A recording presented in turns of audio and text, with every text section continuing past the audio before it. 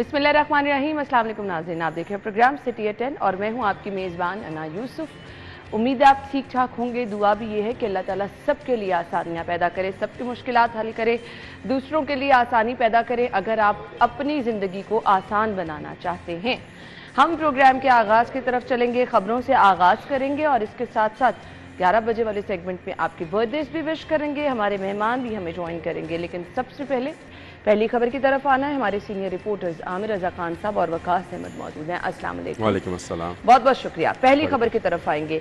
Notification जारी हो गया है, इत्तलाक हो रहा है जी। 1 जुलाई से घरों, कमर्शियल इमारात के नक्शे महंगे कर दिए गए हैं। ऑलरेडी लोग खासे परेशान हैं। जैसे ही बजट आया और उसमें फिर तामीराती मटीरियल और ये सब चीज़ें महंगी होने के बाद घर बनाना, जिधर आपने रहना है, जो कि आपकी में दफ्तर जाएं, कहीं पे भी चले जाएं, आपके सुकून का सबसे बड़ा मरकज़ जो है ना वो आपका घर होता है। लेकिन छोटा घर बनाना भी बहुत मुश्किल हो गया है। आमिर भाई सही कह रही हैं आप, पहले ही महंगा बहुत है और इससे मज़ीद महंगा तो होगा। लेकिन ज़रूरी ये है कि इससे ज़्यादा वो कहते हैं कि LDA जो है वो ख़ुद एहतसाबी के अमल से गुजरे। मैं ये समझता हूँ कि नक्शा जो है उसके मुताबिक घर नहीं बन रहे इस शहर के अंदर, और जो नक्शे पास किए जा रहे हैं वो सिर्फ आपको पास किए जा रहे हैं, वो सिर्फ दिए जा रहे हैं, जमा कराए जा रहे हैं और पैसे देकर उसको पास करा लिया जाता है। उसके मुताबिक घर नहीं बन रहे। जो घर की डिवीजन है, वजूहात भी बता दें। तो सारी बहुत सारी वजूहात, वो रिश्वत है सबसे बड़ी वजह यह है। और दूसरी वजह यह है कि हम लोग आदी हैं कानून तोड़ने के, हम कानून के साथ चलने के आदी नहीं है। हम कहते हैं अगर ये मना किया गया ना कि ये यहाँ गली जो है 3 फुट की होनी चाहिए, हम जानबूझ के उसको 2.5 फुट का रखेंगे। ऐसे ही है कि ये इसको हमने कानून शिकनी हमारे अंदर शामिल है। वो बागीपन है या क्या है, कुफर है वैसे तो ये कानून शिकनी जो है। और ये मैं समझता हूँ कि LDA ने 7 साल के बाद ये कीमतें बढ़ाई हैं। कीमतें, महंगाई बहुत ऊपर चली गई, कंस्ट्रक्शन रेट बहुत ऊपर चला गया, प्रॉपर्टी आपकी जो लाखों में थी करोड़ों में चली गई। चले नक्शे की मद में भी पैसों को बढ़ा दिया, लेकिन बाज़ जगह मैं देख रहा हूँ बहुत ज़्यादा इजाफा किया गया है। और स्पेशली आपको, ठीक है आपने कमर्शियल रेट बढ़ाए हैं तो सही बढ़ाए होंगे, 10 से आप 40 रुपये पे ले गए रेट को।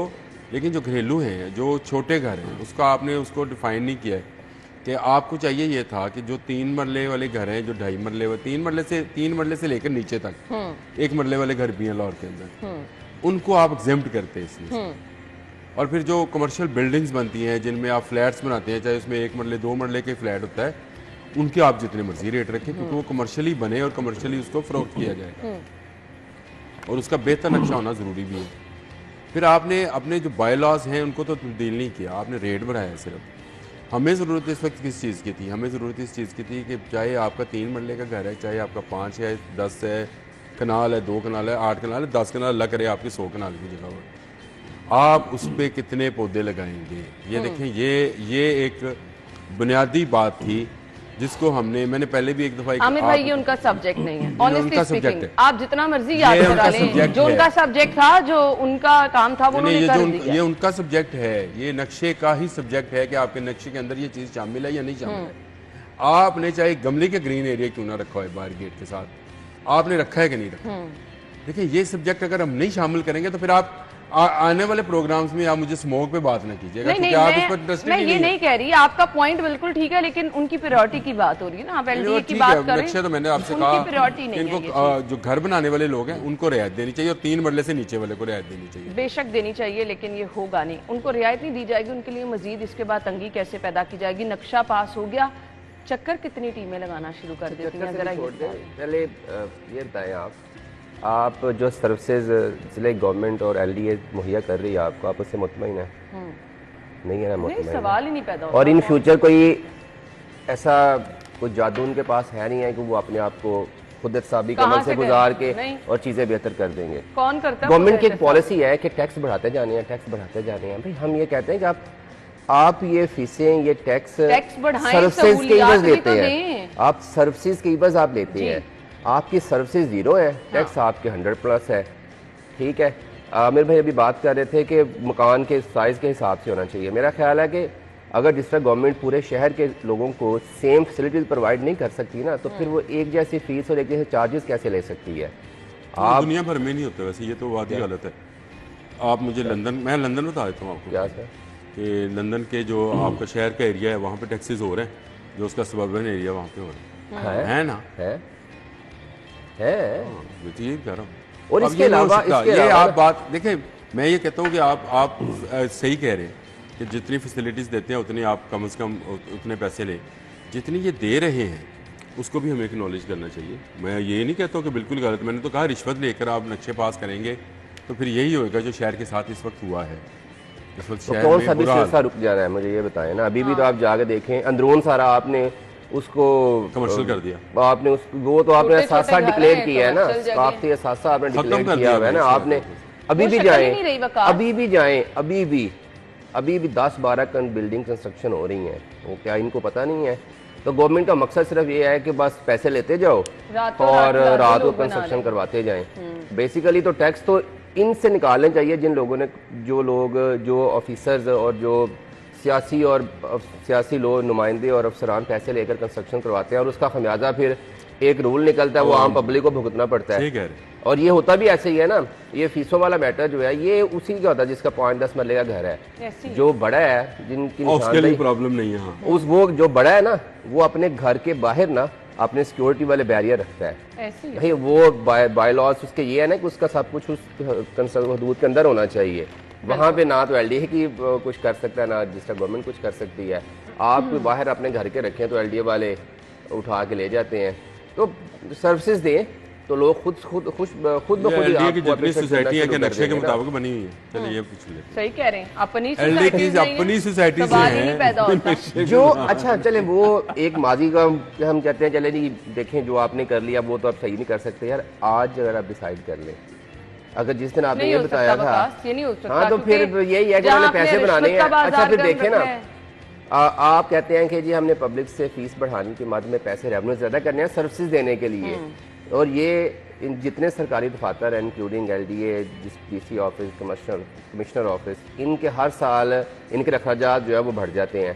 भाई क्या करते हैं कुछ हमें भी बता दें कि यार ये हमने ऐसा अनहोना काम कर दिया पिछले साल। के लिए कौन से बैठ के आप ऐसे फैसले कर रहे हैं? आप इनको कॉल करें, आप इनको कॉल करें, वो आपने पैसे देने हैं, फिर आपने पानी इनको चाय पानी पिलाना है, वापस भी पैसे दे के भेजना है।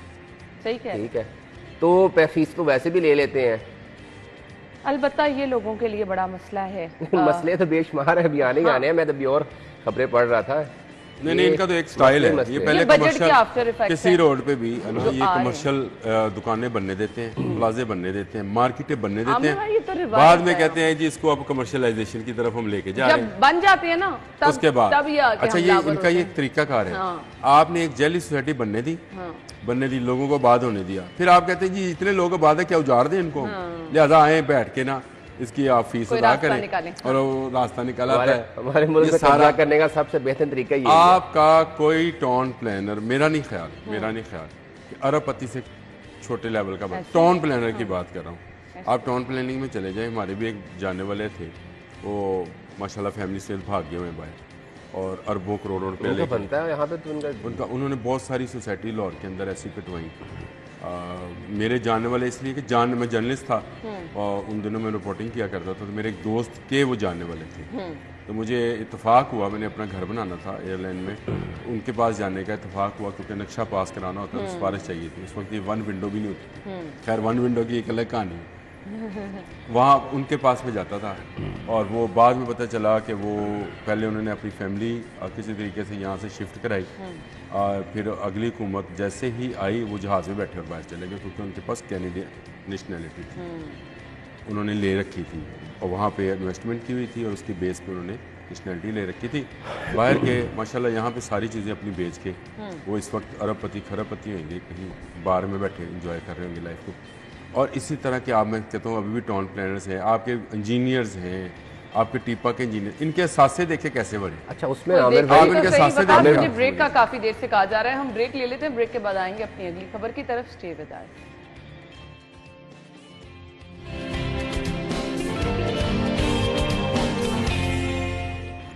Welcome back once again. शहर के अस्पतालों की क्या सूरत हाल है, ये तस्वीर देख के ना आप अंदाजा कर सकते हैं। यहाँ पर इस तस्वीर के बाहर ये लिखा है, म्यू अस्पताल में मरीजों के लवाहिकीन मुनासिब जगह ना होने की वजह से दरख्त के साए तले बैठे हैं। जी ये मरीजों के लवाहिकीन का हाल है। कल रात 12:30 बजे कॉल मौसूल होती है मेरी किसी रिलेटिव की, और वो रिक्वेस्ट क्या कर रहे हैं कि सारा दिन हमारा पेशेंट, एक नौजवान लड़का जिसको मसला भी पता नहीं चल रहा कि क्या है, नीचे वाला धड़ उसका काम नहीं कर रहा, ना उसको मेयो हॉस्पिटल में बेड मिल रहा है। इसके बाद जब उसको शेख जायद हॉस्पिटल में लेके गया तो वहाँ की इमरजेंसी में भी, तो वो बारहा मुझे रिक्वेस्ट ये कर रहे थे कि मैडम कहीं से सिफारिश करा दें। मैं काम करना भी चाह रही थी, लेकिन रात 12:30 बजे मुझे समझ नहीं आ रही थी मैं फ़ोन किसको करूं। माजरत करके सुबह तक का टाइम लिया। बताने का मकसद सिर्फ और सिर्फ ये है कि अस्पतालों के हालात ये हैं, इतना बड़ा म्यू हॉस्पिटल लेकिन एक मरीज को रखने की जगह नहीं है। अब ये जो प्राइवेटाइज किया जा रहा है, प्लान ये किया जा रहा है ठेके पर देने का, क्या होगा इसके बाद? वकास, क्या हम हुकूमत ठेके पे दे सकते हैं? अगर आप जितने भी पब्लिक इंस्टीट्यूशंस हैं उनको आप प्राइवेटाइज़ करने का जवाब आपके पास है, इसका मतलब है कि आप में अहलियत नहीं है कि आप वो अदारा, खा वो हॉस्पिटल हो, खा वो PIA हो या कोई और अदारे हो, आप रन कर सकें। तो मैं ये कहता हूँ कि एडमिनिस्ट्रेटर बदल के देख लें, शायद आप में कोई कमी कोताही हो। ठीक है, अभी आपने कहा है कि जी हॉस्पिटल्स करेंगे, फिर वो एजुकेशन तालीम हो रही है, जो बड़े अदारे हैं जिनको कहते हैं ये खसारे में हैं, वो तो होने ही होने हैं। हेल्थ आप नहीं दे सकते, सेहत आप नहीं लोगों को प्रोवाइड कर सकते, तालीम आप नहीं प्रोवाइड कर सकते। जो पीछे चंद सर्विसेज बचती हैं उस पर आप फीसें और टैक्स इतने बढ़ाते जा रहे हैं। जिसको भी आप प्राइवेटाइज़ करेंगे वो अपने अखराजात की मद में आके, IPPs हमारे सामने है, वो आके आपके पैसे बढ़ाएगा। मैं कहता हूँ कि आप अदारों को जो प्राइवेटाइज़ कर रहे हैं तो ख़ुद को प्राइवेटाइज़ करके देख लें, शायद कुछ बेहतरी आ जाए। एक बात मुझे ये लगता है, ये इंटेंशनली ना पब्लिक के मसाइल हल करने नहीं चाहते हमारी कोई भी सियासी जमात हो जाए। मैं हमेशा एक चीज़ कहता हूँ कि लाहौर के 4-5 बड़े हॉस्पिटल्स हैं ना, दुनिया में कोई ऐसा मॉड्यूल नहीं है कि आप एक ही शहर में हॉस्पिटल भर दें। भाई आपका एक सामाजिक कल्चर ये है कि एक मरीज़ जाए 10 उसके पास लोग मिलने के लिए आ जाते हैं। ठीक है, ये जो लोग बैठे हुए हैं जिन्हें आप तस्वीर दिखा रहे हैं, ये भी कोई ऐसा ही सीन होगा, एक आधा पेशेंट होगा, 10-12 उनके लोग, कोई इजाज़त करने के लिए आया हुआ, कोई मरीज़ दूर से आया होगा, उसके साथ 2-3 लोग आ जाएंगे। आपको रिसोर्सेज पब्लिक के पास लेके जाने पड़ेंगे, लाहौर से निकलना पड़ेगा। और खुदा ना करे, मैं तो ये नहीं कहता कि प्राइवेटाइज़ कर दें, अगर आपने प्राइवेटाइज़ ही करना है तो फिर आप सिंपल ये कह दें कि हम सरकारी अस्पताल बंद करने लगे हैं, तो आप प्राइवेटाइज लोगों के पास, क्लिनिक से बात हटाइए, डॉक्टरों के पास जाएं और अपना वहाँ से इलाज करवा लें। हैं कि प्राइवेटाइज होने के बाद आवाम को ये जो सहूलत फिलहाल मिल रही है थोड़ी बहुत, ये भी शहर के जो 5-10 बड़े प्राइवेट हॉस्पिटल्स हैं, आप जा सकते हैं वहाँ पे इलाज के लिए। आम लोग तो बिल्कुल नहीं, कोई भी नहीं। वहाँ पे डॉक्टर ठीक रहते हैं, लेकिन जब उनका बिल आता है ना, दूसरा बंदा भी बीमार हो जाता है। सही कह रहे हैं। ठीक है, तो जो एक प्राइवेट कंपनी रन कर रहा है ना, वो उसने चैरिटी तो नहीं करनी ना, उसने बिजनेस करना है। तो बिजनेसमैन ये सोचता है कि भाई हर साल मुझे प्रॉफिट कितना आ रहा है, जाए आवाम जहन्नम में। इससे पिछली गवर्नमेंट का हम मॉडल देख लेते हैं। उन्होंने कहा सेहत कार्ड, उन्होंने कहा जी देखें जी वो तो इतनी करप्शन हो गई, तो वो तो आपने 5% हॉस्पिटल हेल्थ सेक्टर को प्राइवेट शोबे के हाथों में दिया था, और आप कहते हैं गरबों पे लूट लिए गए। तो जब आपने एंट्री से लेके एग्जिट तक सारा प्राइवेटाइज कर दिया, यहाँ तो आप बता दें कि जो सर्विसेज आप दे रहे हैं, आपकी रिट इतनी स्ट्रॉन्ग है कि भाई जो सरकार कहती है वो मनवाती है, और अगर हम किसी को प्राइवेटाइज करेंगे तो हम खबरदार, जो कमिटमेंट होगी वो होगी। आपने वो स्कूलों प्याफ के जरिए स्कूल किए, पीफ था शायद कि प्याफ था, किधर है वो सरकार के, वो जो सरकारी इमारतें थी वहाँ से पंखे भी उतार के लोग ले गए। तो अब आप हॉस्पिटल जाते हैं, स्कूल में तो आपने फिर भी 9 से 5 जाना था ना, यहाँ पे तो आपने 24 घंटे जाना है। तो अगर आप कुछ चला नहीं सकते तो आप खुद चले जाएं, किसी प्राइवेट बंदे को हायर कर लें, उसे कहेंगे भजन ये हमें रन कर दें, शायद कुछ बेहतरी आ जाए। आमिर भाई बड़ी अच्छी बातें की वकास ने, और क्योंकि शायद वकास का एक्सपीरियंस ऐसा होगा कि जहाँ पे प्राइवेटाइज़ किया जाता है वहाँ पे अदारे सही नहीं चलते। लेकिन मेरा अपना ख्याल है कि हमारे बहुत सारे अदारों में, आप 11 दिन हो गए आज, सारे लोग हड़ताल भुगत रहे हैं YDA की, और एक ऐसा केस जिसमें ठीक है हो सकता है कोई बेगुनाह हो, देखें वो हर फैसले के खिलाफ ही होंगे, उनका तो काम है। और यही वो ब्लैकमेलिंग है जो सरकारी मुलाजम, चाहे वो लेस्को में बैठा होए, चाहे रेलवे में बैठा होए, चाहे वो हॉस्पिटल्स में बैठा होए, चाहे स्कूल्स में बैठा होए, और टीचर्स भी खिलाफ हैं उस बात के, और मैं इसके हक में हूँ। क्योंकि आप लोग अगर काम नहीं करोगे, सारे टीचर से, बल्कि मेरे एक रिलेटिव है टीचर, स्कूल टीचर हैं, तो एक दिन वो मुझसे बहस कर रहे थे कि ये स्कूलों को प्राइवेटाइज करने का काम गलत है। मैंने अचानक कहा, मैंने कहा ओ भाई आपके बच्चे कहाँ पढ़ते हैं? प्राइवेट स्कूल में। मैं कहा अच्छा प्राइवेट स्कूल में पढ़ते हैं, सरकारी स्कूल में क्यों नहीं पढ़ते? टीचर ही नहीं आते। मैं कहा तुम ही टीचर ही है। नहीं मैं तो जानना टीचर नहीं आते सरकारी स्कूलों में। अच्छा। क्यों? वजह सुन ले, मुझे आपकी बातों सुन ले मुझे वकास भाई, जो दुनिया में मॉडल चलते हैं वो बहुत हक में है। किसके? प्राइवेटाइज होने। देखिए मैं किसी हद तक फायदे बता दे, किसी हद तक फायदे बता दे थोड़ा सा। चले ये कहने में आएंगे, ये आपका जो स्टाफ है जो इस वक्त काम ड्यूटी नहीं करता है, उनको पता होगा कि भाई ये प्राइवेट है, वो ड्यूटी करेंगे। ठीक है, जब वो ड्यूटी करेंगे, जो आपके साथ आपके पेशेंट के साथ मसला आया, वो मसला इसलिए नहीं आएगा क्योंकि उसको एक बंदा देख रहा है। आज आप ये वकास भाई कह रहे थे ना कि वो प्राइवेट हॉस्पिटल में फिर भी केयर हो जाती है। मैं ये कहता हूँ सरकारी हॉस्पिटल में भी केयर होती है। मैं 2 दफा सरकारी हॉस्पिटल में रहा हूँ, बल्कि कहा जाए तो मैं 3 दफा रहा हूँ। मैं सर्विसेज में भी रहा हूँ 3 माह तक अपने एक कजन के साथ। 3 माह तक मैं एक हॉस्पिटल के अंदर रहा हूँ, वहां भी केयर थी। और वो बहुत ऐसा पेशेंट था जिसके साथ मेरा ख्याल है कोई प्राइवेट हॉस्पिटल होते हैं। मैं वैसे आपको बता दूं, अच्छा मैं रिसेंटली 2 सरकारी हॉस्पिटल में ना तकरीबन 4-4 घंटे स्पेंड करके आई हूं। मेरी वालदा रही शेख ज़ायद में, जब हम उनको प्राइवेट हॉस्पिटल में लेके गए तो क्या हाल था, और जब हम सरकारी हॉस्पिटल में लेके गए तो क्या हाल था। मेरे से बेहतर इसको इसलिए डिस्क्राइब नहीं किया जा सकता कि बहुत सारे लोगों ने सिर्फ सुन रखा है या तस्वीरें देख रखी है। जिस तरह से ये वकास ने ठीक कहा, एक पेशेंट के साथ अगर 15-15 लोग आएंगे तो सबको वहाँ अकोमोडेट नहीं किया जा सकता है। आसानी लोगों के लिए पैदा कर ये थोड़ी सी आसानी होगी। मुझे ये बता दे, इसको अगर ठेके पर दिया जाएगा, टेस्ट की सहूलत रहेगी, जो रहेगी ना, क्या आवाम को मुफ्त की सहूलत रहेगी, इसके अंदर ही शामिल है। के लिए थोड़ी आसानी पैदा करके बता दें। इस खबर के अंदर शामिल है कि गवर्नमेंट उसी तरह से अद्वियात फराहम करती रहेगी। ये जो गवर्नमेंट को ब्लैकमेल करते हैं ना आपके मुलाजमीन, ये खत्म हो जाएगा। आप ये समझते हैं, हम लोग ये समझते हैं, क्या डॉक्टर लेस्को को मौजूद रहेंगे? हम ये समझते हैं, क्या ये जो बार बार हड़तालें हो रही हैं ये नहीं होंगी? वो इसलिए नहीं होंगी। आमिर भाई एक सवाल है आपसे। आप यहाँ पर हम बैठे हैं, मुझे इस शोबे में काम करते हुए 28 साल हो गए। मैंने आज तक मीडिया में हड़ताल नहीं देखी। मैंने हड़ताल कहाँ देखी?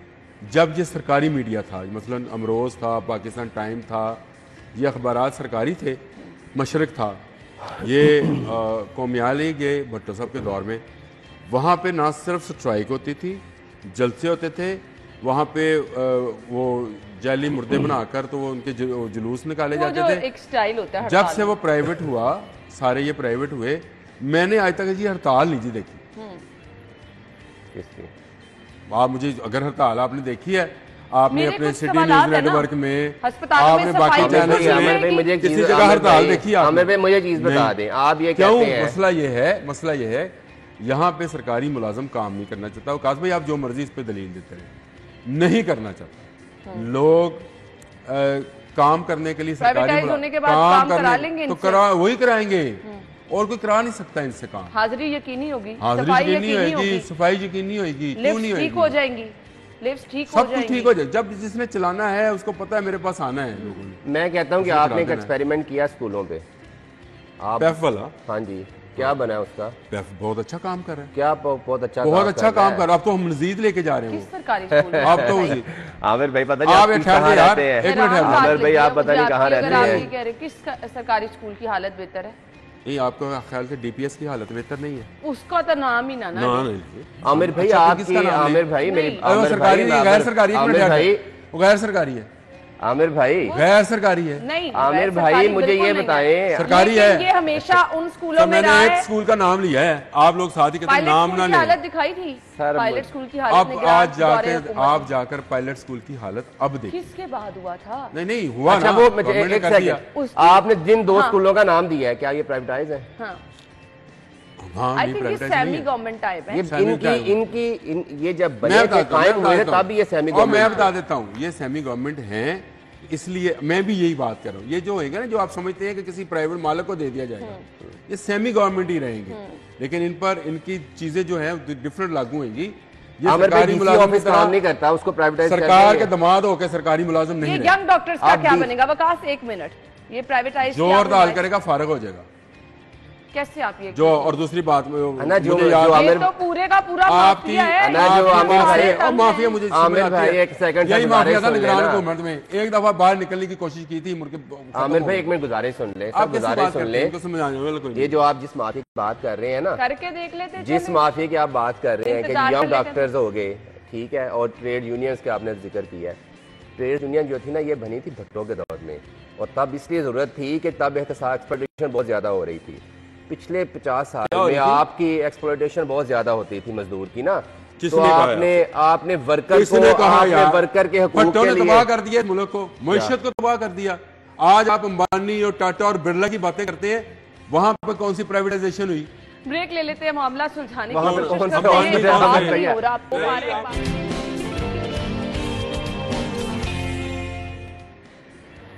Welcome back once again. विफाकी हुकूमत का प्रीपेड सप्लाई का मेगा प्रोजेक्ट शुरू करने का फैसला है। मंसूबे के तहत सारिफीन को प्रीपेड कार्ड जारी किया जाएगा। क्या ये सहूलत है, जहमत है? कल वाली खबर तो मेरे ख्याल से बहुत सारे सारिफीन के लिए जहमत थी, जो हमने लेस्को की आपके साथ शेयर की कि एक साथ जो आप आसानी से पे कर रहे थे वो ख़त्म कर दी गई है। आमिर भाई ज़रा समझा दें क्या है। वैसे तो ये सहूलत है बाहर के ममालिक में, जो कि मैंने खुद भी इसको ना सिर्फ अप्लाई किया बल्कि देखा भी लंदन के अंदर, कि घर में मीटर जो लगा है उसमें वो चाबी सी लगती है, वो चार्ज करानी पड़ती है किसी जनरल स्टोर से या किसी बड़े स्टोर से जाके उसको चार्ज करा ले कि इसमें इतने पाउंड की वो बिजली डाल दें। वो उसमें कार्ड वाला सिस्टम, मोबाइल कार्ड वाला सिस्टम, उस वक्त वो मोबाइल कार्ड वाला सिस्टम भी मेरे ख्याल नहीं था जब मैंने ये 99 की बात। अच्छा। तो उस वक्त वो चाबी सी बनी होती थी और वो मीटर में डालते तो बिजली चालू हो जाती, और हर मीटर के साथ 2 चाबी मिलती थी ताकि उसके अंदर कैपेसिटी है, आप जितने का लोड करा लें, मसलन आप उसमें 10,000 पाउंड का लोड करा लें या 10,000 रुपये पाकिस्तानी का लोड करा लें, तो आप 10,000 की बिजली इस्तेमाल कर सकते हैं। वहाँ तो ये सहूलत है कि आपको बिलिंग की और इस तरह की, और मीटर रीडर आ रहा है वाला चक्कर नहीं, चोरी तो रहेगी, चोरी तो अल्हम्दुलिल्लाह वो तो हमारे माशरे के अंदर जब तक लेस्को मौजूद है चोरी रहेगी, चोरी नहीं खत्म हो सकती, इससे नहीं खत्म। आपको एक्स्ट्रा यूनिट डाल दिए नहीं, चोरी वालों का तो मीटर के साथ, उसके बिल के साथ, उसके साथ नहीं, उसका कुंडे के साथ अलग है। तो कुंडा जो लगवाते हैं वो बड़े मास्टर लोग हैं, वो कुंडा उनको पता है किस टाइम पे लगवाना है, किस टाइम पे नहीं लगवाना, और कुंडा जो है लगवा के फिर आपके मीटर को डिफेक्टिव करार दिला के उस पर कितना एवरेज बिल डालना उनको सब पता है। वो साल की एक कैलकुलेशन निकालते हैं, और उसके बाद मैंने आपको एक दफ़ा पहले भी बताया था, मेरे घर में पर्ची आई थी कि अगर आप अपने मीटर की करवाना चाहते हैं तो करवा लें, हम आपको कैलकुलेशन निकाल के दे देंगे, आपका ये बिल आता है, इस एवरेज से आपको जो है बिल डाला जाएगा, आपका मीटर डिफेक्टिव करार देकर बदल दिया जाएगा। तो ये एक वो लेस्को के अंदर सारे लोग इसी तरह खा पी रहे हैं।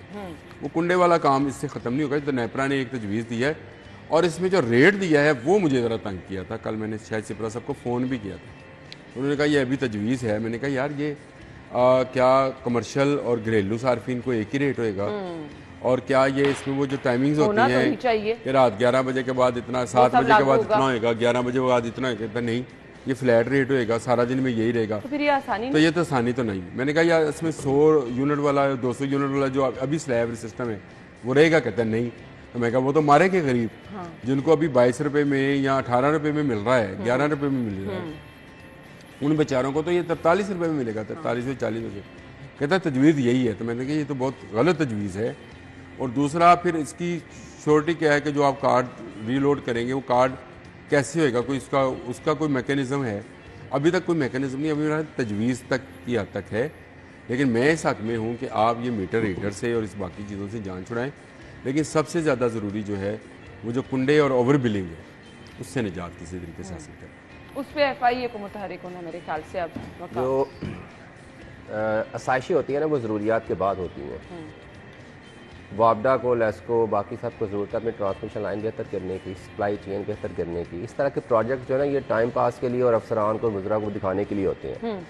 हमें मैंने जो मिसाल दी है ना, लंदन में या बरतानिया में मैंडेटरी नहीं है।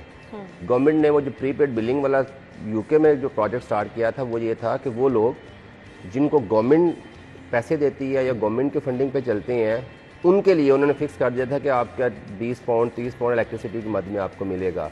आप कहीं भी जाएं, रेंट पे जाएं, कहीं भी जाएं तो आप ये आपकी मद में है। मैंडेटरी कहीं पे भी नहीं है, ठीक है। ये खबर जो पढ़ के ऐसा लग रहा है कि वो ठोंस रहे हैं ऊपर।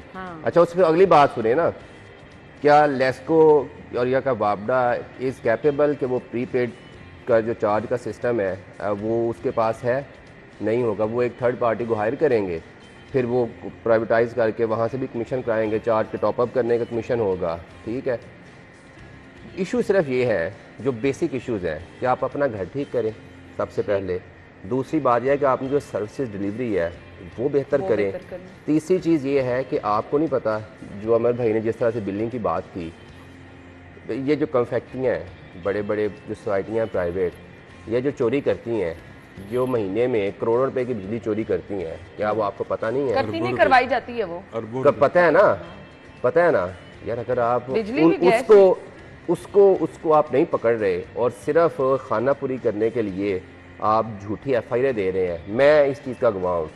एक हमारे दोस्त हैं, उनका बेटा बरतानिया में है, उसका बेटा स्टूडेंट है, बरतानिया में है, हमसायों वाला घर खाली था, उन्होंने कहा जी ये मीटर है, बिजली चोरी हो रही है, तो उस बच्चे पे जो बरतानिया में है उस पर उन्होंने FIR कर दी। वो बुलाएं, वो आए कहाँ से, पुलिस आई एकदम पकड़ के उसको ले गई, और जी आप पे तो आपके बेटा तो बिजली चोर है। तो बाद में क्या निकला, वो जी हमारा ना ये सॉरी इंफॉर्मेशन गलत हो गई, मीटर गलत फहमी की वजह से हो गया, तो ये जी खारिज कर देते हैं। भाई आपने एक आम शहरी को, बेगुनाह को आपने ज़हनी अजियत दी, और जो बच्चा वहाँ पढ़ रहा है अगर उसके पर्चे का वहाँ पता चले कि उसके खिलाफ पर्चा है तो क्या, स्टेट के आपने रिसोर्सेज आया कि और आपने बाद में कह दिया वो सॉरी गलती हो गई। भाई आप अपना घर ठीक करें, जितने पैसे आपने इनकी फिजिबिलिटी बनाने पे और कंसल्टेशन कंपनीज हायर करने के लिए लगाने हैं, उससे आप कुछ ना कुछ फैसिलिटीज़ बेहतर कर सकते हैं ना। आपने खंबे देखे, अंदरून देखे, आप छोटे घरों में जाएँ, तारें लगती हैं कि आप लगता है किसी जंगल में मकड़ी के जालों में आप रह रहे हैं, तो सर्विस डिलीवरी बेहतर करें। जो बड़े मगरमच्छ हैं इस मुल्क में 40, 50, 100, आप उनको पकड़ लें। सही। जब आप बड़ों पे हाथ डालेंगे तो छोटे वाले आप ही सहम जाएंगे। हम तो लोग वैसे सहम जाते हैं कि जब वज़ीर साहब कहते हैं ना कि जी हमने क्रैकडाउन शुरू कर देना, तो हम लोग तो वैसे सहम जाते हैं। तो ये जिस तरह से फ्लैट रेट है, ये तो फिर वो ये डंडे के बेस पे भाई ये आप खाएं तो 40 में 40। अच्छा ये ऑप्शनल होगा ना, आप कराना चाह रहे हैं तो कराएं, बात ये नहीं है कि अगर आप करवाना चाहते हैं तो करवा लें, अदरवाइज आपके ये सारे 3 फेस मीटर्स होंगे, इसमें सिंगल फेस मीटर का वाला मामला नहीं है, वही मीटर होंगे जो इंटीग्रेटेड होंगे विद द कंप्यूटर। और जो अभी भी एक मामला चल रहा है कि आप अपने जो मीटर रीडर है उससे लेस आप अपनी बिलिंग करा सकते हैं कि वो जाके होगी।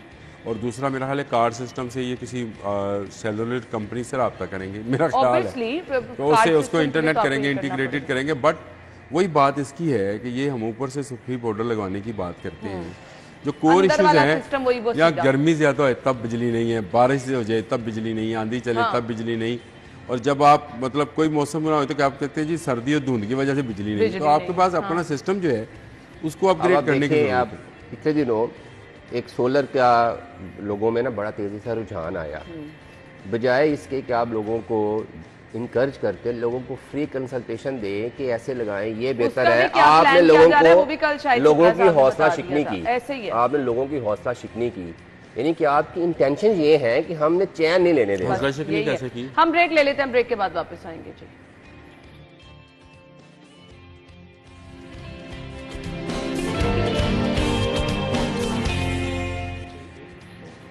Welcome back once again. Programme के इस हिस्से में टॉपिक बहुत अहम है, और वो अहम इसलिए क्योंकि कुछ इश्यूज होते हैं कि आपको मल्टीपल लोगों में वो नजर आ रहे होते हैं, बहुत सारे लोग उससे मुतासिर हो रहे होते हैं, तो मुझे अहम वो इसलिए लगते हैं, डिस्कस इसलिए उनको करना चाहते हैं कि ज़्यादा से ज़्यादा लोगों को उसके बारे में जो है अवेयरनेस दी जा सके कि अगर आपके साथ ये सिम्टम्स हैं तो आपको ये वाला इशू है।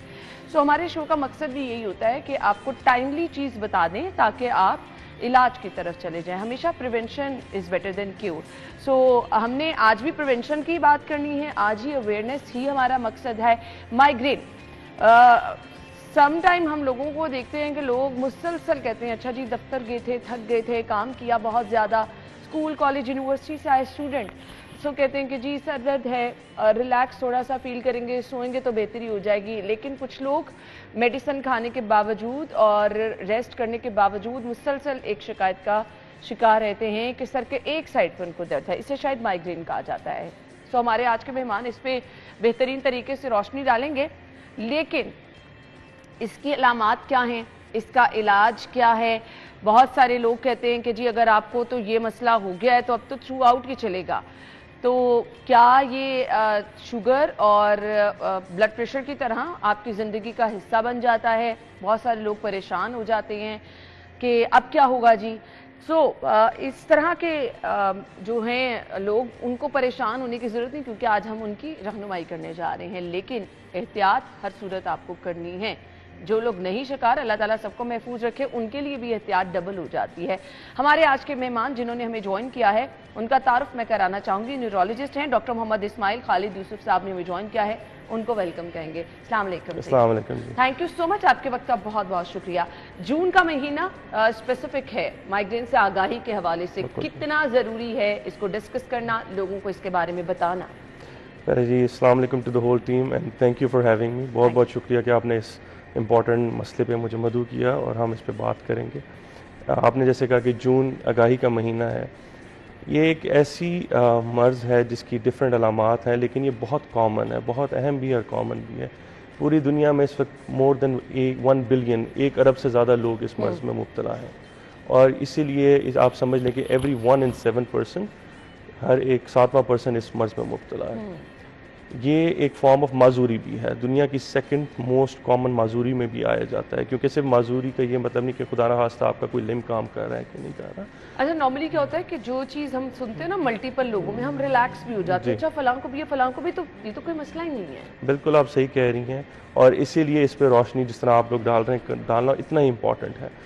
जो लोग माइग्रेन से शिकार होते हैं वो इस काम नहीं करें, घर में उनको प्रॉब्लम्स होती हैं, ऑफिस स्पेसेस में प्रॉब्लम होती है, इसीलिए बहुत इंपॉर्टेंट है कि हम इसकी अवेयरनेस में और रहनुमाई करें ताकि लोगों को इसका अंदाज़ा हो कि क्योंकि अगर आप जिस्मानी तौर पर तंदुरुस्त भी हैं ना, यहाँ प्रॉब्लम है ना, तो कुछ सही नहीं बिल्कुल सही कह रही हैं, बिल्कुल सही कह रही हैं।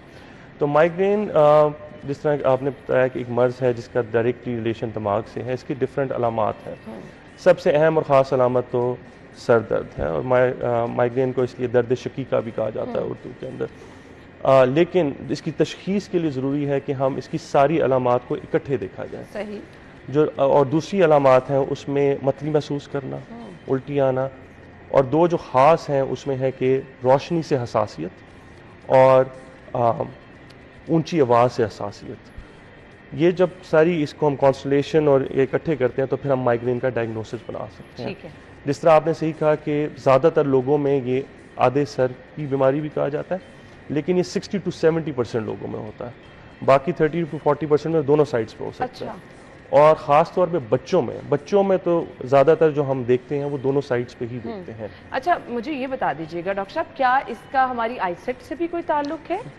बहुत अच्छा सवाल किया। उन लोगों की माइग्रेन का इशू रहता है जिनके आईसेट वीक हो, और हमने कभी बॉदर ही नहीं किया ना कि हम जाके अपनी आंखें भी चेक कराएं। बिल्कुल, माइग्रेन जो है वो ट्रिगर हो सकती है। ठीक है। कि अगर आपके अंदर प्रोजेनिसिटी है, यानी आपके अंदर माइग्रेन वाली मर्ज़ है, तो लो आई साइट से माइग्रेन ट्रिगर हो सकती है। और बहुत ज़्यादा लोग हमने जो देखे हमारे पेशेंट्स के, जब हम उनकी आई साइट करेक्ट करते हैं तो उनकी जो माइग्रेन की फ्रीक्वेंसी है, यानी कितनी दफ़ा महीने में होती है, वो डिक्रीज़ होना शुरू हो जाती है।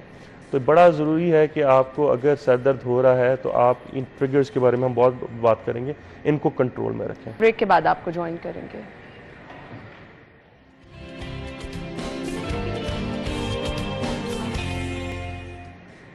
Welcome back. Doctor Mohammad Ismail हमारे साथ मौजूद हैं और हम गुफ्तगू का सिलसिला आगे बढ़ाएंगे। एक लंबा सा थोड़ा गैप आ गया था, हम दोबारा कोशिश करेंगे कि आपके साथ हम वो तमाम चीज़ें शेयर कर सकें जो हमारा प्लान है। डॉक्टर साहब, हम ख़ास तौर पे बात कर रहे थे आईसाइट के साथ भी, क्या इसका कोई रिलेशन है? बिल्कुल जी, आईसाइट से ये है कि अगर आपकी वीक आईसाइट है तो माइग्रेन ट्रिगर हो सकती है।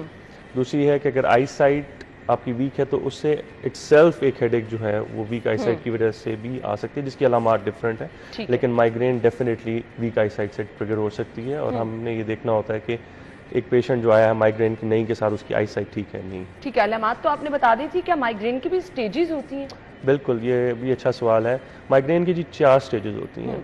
सबसे पहले जिसको हम इंग्लिश में कहते हैं प्रोड्रोम कहते हैं, ये 48 घंटे तक कर सकती है। इसके अंदर पेशेंट्स को क्रेविंग होती है, खाने की होती है, कुछ पेशेंट्स को कॉन्स्टिपेशन भी हो सकती है, और कुछ लोग ज़्यादातर जो उनकी फैमिली मेम्बर्स कहते हैं कि वो इरिटेटेड हैं, उलझन में हैं। फिर एक स्टेज आती है जो सिर्फ 1/3 पेशेंट्स में है, उसका नाम है ऑरा। ऑरा के अंदर जो ज़्यादातर विजुअल यानी आँखों के साथ इसका रिलेशन है। कुछ पेशेंट्स को लाइंस नज़र आती हैं, जिगजैग कलर्स नज़र आते हैं। यूजुअली ये पेरिफेरी से शुरू होते हैं और मिडल में आते हैं और फिर बढ़ते और कम होते हैं। ये 5 मिनट से 60 मिनट तक रह सकते हैं। ये इसलिए इम्पॉर्टेंट है कि फ़ीमेल्स के अंदर अगर ऑरा हो रहा है और ये इसकी तशख़ीस ज़रूरी है तो उनको हम ओरल कॉन्ट्रासेप्टिव पिल्स हम फिर ज़्यादा डोज में नहीं दे सकते। ठीक है। क्योंकि अगर पेशेंट्स के अंदर ऑरा और कॉन्ट्रासेप्टिव पिल्स देंगे तो उनका फालिज का रिस्क 2/3 बढ़ जाता है।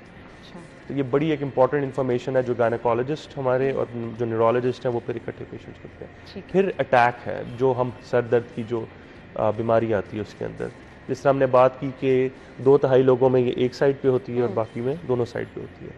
ये 4 घंटे से 72 घंटे तक रह सकती है मुसलसल।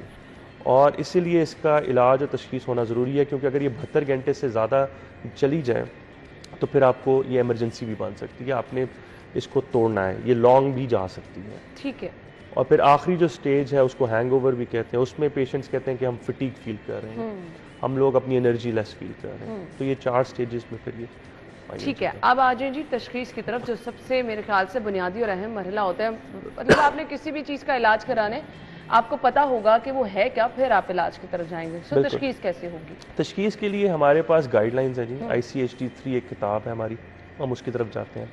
और वो यही है कि जो हमने 4 बातें की हैं बेसिकली अलामात की, उसमें यह है कि आपको ज़िंदगी में 5 इस तरह के अटैक होने ज़रूरी है 4 से 72 घंटे के अंदर। लेकिन बच्चों में ये 2 से 72 घंटे हो सकता है। ठीक है।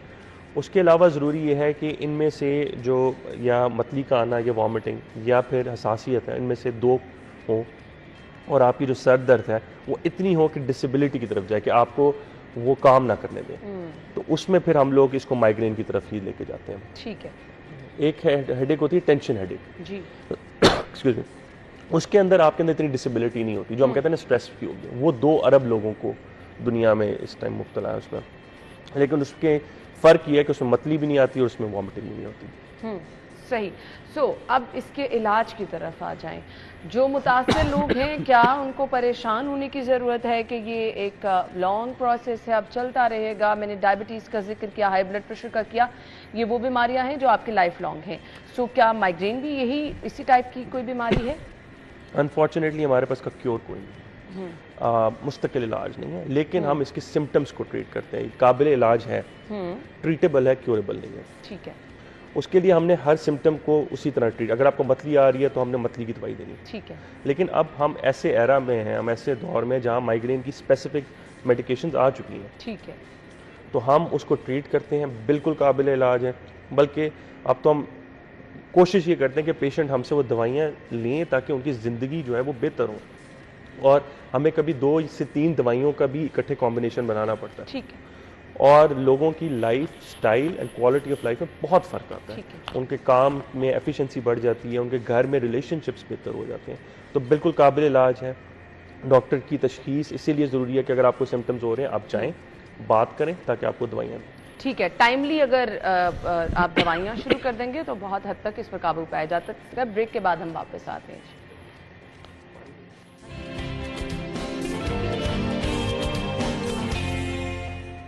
Welcome back once again. Doctor Mohammad Ismail हमारे साथ मौजूद हैं, जिन्होंने ये बता दिया कि माइग्रेन काबिल इलाज भी है। बर वक्त तशख़ीस के साथ इस पर बहुत हद तक काबू पाया जा सकता है। सबसे सीवियर कंडीशन और उसका इलाज क्या है, और अगर इलाज नहीं कराते तो लाइफ रिस्क कितना है आपका? बिल्कुल। सबसे सीवियर ये है कि 72 घंटे से आपकी जो माइग्रेन की जो अलामात हैं वो बढ़ जाए। उसके लिए फिर आपको इमरजेंसी में रूम में जाना पड़ेगा और उसके लिए स्पेसिफिक जो ड्रिप्स हैं वो कभी लगानी पड़ जाती हैं। दूसरी सीवियर इसकी एक सब फॉर्म होती है जो बिल्कुल इस तरह प्रेजेंट करती है कि फालिज आपको हो गया है, खुदा ना खास्ता। तो उसकी तशख़ीस के लिए भी ज़रूरी है, क्योंकि फिर आपको हर बार यही लगेगा कि फालिज की तरफ आप जा रहे हैं। एक दफ़ा तशख़ीस हो जाए तो वो भी काबिल इलाज है, उसकी भी दवाइयाँ मौजूद हैं। ठीक है। दूसरी चीज़ ये है कि इसकी क्या रिस्क हैं, क्या लाइफ टाइम है, उसके बारे में है। वो इस तरह है कि जी ये एक जेनेटिक कंडीशन है। ठीक है। 2/3 लोगों में जेनेटिक होती है। अगर वालदैन में से एक पेरेंट को ये है तो 50% चांस है कि बच्चे को भी होगी। ठीक है। अगर दोनों पेरेंट्स को है तो 75 यानी 75% चांस। और ये मेल फीमेल का भी डिफरेंस है कि मेल्स में ज़्यादा हो सकती है, फीमेल्स में ज़्यादा हो सकती है? बिल्कुल जी। प्यूबर्टी तक यानी 11-12 साल तक 1:1 होता है मेल और फीमेल में। उसके बाद ये हमारी फीमेल्स में 3:1 के लिहाज से अफेक्ट करती है, यानी औरतों में ये 3 गुना ज़्यादा पाई जाती है। और उसकी वजह ये है कि जैसी प्यूबर्टी होती है, उनका मेंस्ट्रुअल साइकिल स्टार्ट होता है, तो हमारे जो हार्मोन्स हैं स्पेशली ईस्ट्रोजन, उसकी फ्लक्चुएशंस की वजह से ट्रिगर हो सकती है। ठीक है। अच्छा, कुछ लोग समझते हैं कि ये बच्चों में स्क्रीन टाइम ज़्यादा होना, अब हमारे ऑफिस में कितने लोग लैपटॉप पे काम कर रहे हैं, सिस्टम पे काम कर रहे हैं और मुसलसल 8 घंटे जब आप कर रहे हैं, तो ये रीज़न भी हो सकती हैं, क्योंकि हमेशा कोई रीज़न होती है ना, आप नॉर्मल इंसान है, वो रेस्ट भी कर रहा है लेकिन मुसलसल वो सोच रहा है कि क्या वजूहात बनी, जेनेटिक भी नहीं है, तो ये रीज़न हो सकती है क्योंकि बच्चों में स्क्रीन टाइम भी बहुत ज़्यादा हो जाए। बिल्कुल सही। और ये बड़ा एक मामला ऐसा है जिस पे बहुत डिबेट है इंटरनेशनली कि क्या हमें कितने मिनट्स स्क्रीन टाइम करना चाहिए। स्क्रीन टाइम से बिल्कुल ट्रिगर हो सकती है। रिसर्च ये शो करती है कि आपको जो 20-20-20 का रूल इस्तेमाल करना है, उसका मतलब ये है कि आपने कोई चीज़ अगर 20 मिनट देखनी है, उसके बाद आपने 20 सेकेंड आंखें बंद करनी है और उसके बाद 20 फीट दूर देखना है। ठीक है। इससे आपके मसल्स रिलैक्स होंगे, आपको ओवरऑल भी कॉग्निशन में आसानी होगी। तो बिल्कुल स्क्रीन टाइम कर सकते हैं बच्चों का, तो बल्कि अंडर 2 तो स्क्रीन टाइम होना ही नहीं चाहिए। और उसके बाद जो है, जो अमेरिकन अकेडमी ऑफ पीडियाट्रिक्स है, उन्होंने जो गाइडलाइंस दी हुई हैं वो ये है कि 30 मिनट से ज़्यादा पर डे नहीं होना चाहिए और वीकेंड्स पे 1 घंटे से ज़्यादा नहीं होना चाहिए। ठीक है। पेशेंट एडवोकेसी क्या है? बिल्कुल जी, पेशेंट एडवोकेसी का लफ्ज़ी मायने एज है कि हम पेशेंट्स के जो हकूक़ हैं उनकी और मफादात हैं उनकी तहफ़्फ़ुज़ भी करें और फ़रोग़ भी करें। इसके लिए हम लोग इकट्ठे काम करते हैं ग्लोबल पेशेंट एडवोकेसी कोलिशन में। ये एक इंटरनेशनल तंजीम है जिसमें जो जितनी बड़ी ऑर्गेनाइजेशंस हैं वो सारी मिल के माइग्रेन के पेशेंट्स के और हकूक़ के लिए काम करती हैं। हमारा मकसद ये है कि हम दुनिया के अंदर माइग्रेन की अवेयरनेस को फ़रोग़ दें और पेशेंट्स को पता हो कि उनके सिम्टम्स क्या हैं और वो किस तरह डॉक्टर के साथ मिलके अपनी मर्ज़ का इलाज में कंट्रीब्यूट भी कर सकते हैं। इसके लिए पेशेंट्स की अवेयरनेस एजुकेशन के लिए दुनिया के डिफरेंट प्लेटफॉर्म्स में हम जाते हैं, हम बात करते हैं।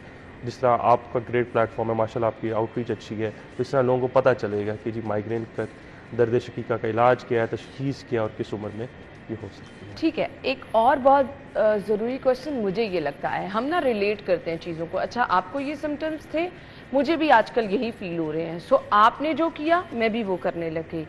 इसमें आपके डॉक्टर का रोल, आपका खुद जाके डॉक्टर को तशख़ीस कराना, क्या अहमियत है उसकी?